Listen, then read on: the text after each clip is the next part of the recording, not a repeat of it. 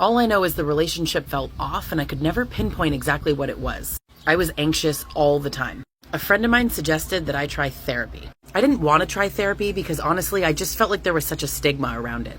Like if I needed therapy, then something was wrong with me. But I did it. I booked an appointment. So in one of my very first sessions, she asked me about when I felt most anxious. So I start telling her the story about pillows. Now stick with me because if you've been a victim of an abusive relationship, you're going to understand this. And if you never have, you're going to think I'm a lunatic. I told her that every night before I would go to bed, I would put the living room back together, put the pillows where they go, put the throw blanket where it goes, and tidy up and go to bed. My partner worked evenings, so he would get home way after I went to bed.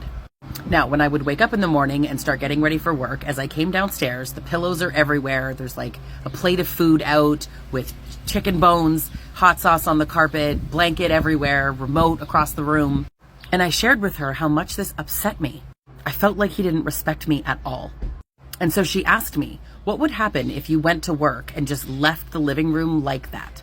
You didn't clean it up for him. What would happen? And I said, well, then when I got home, I would have to do it after work. I said I'd be thinking about how the living room is a disaster all day and that when I got home, I would still have to do it. So then we spent the next couple of sessions talking about why throw pillows give me anxiety. She tasked me with just leaving the pillows and seeing what happened. But what happened was, I still felt pissed off about the pillows. I still felt totally disrespected. I still had to tidy the living room up when I got home from work. And then I was made to feel bad for not taking care of my house. I always got comments about how I didn't keep a clean house. He told me I was lazy. Now, if you're thinking, oh, what the hell, you should have left him. Don't tell victims of abuse that they should leave. If it was that easy, we would do that. One thing that a lot of victims of abuse hear is that they should go to therapy. But meanwhile, I paid someone $125 an hour to talk about throw pillows, not the lack of respect in my relationship.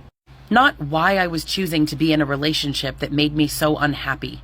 Not around identifying some of his absolutely overtly abusive behaviors. You could say she was a crappy therapist. I would say she was an average therapist. She didn't know the signs of abuse. Tons of therapists don't. I stayed in that relationship for 5 more years. I stayed through another therapist who was a couples counselor. He said we had communication issues. He told us to use active listening skills. But it wasn't until the 3rd therapist and physical violence that I really started to understand. The 3rd one, she saved my life. But she would tell you that she taught me how to save my own.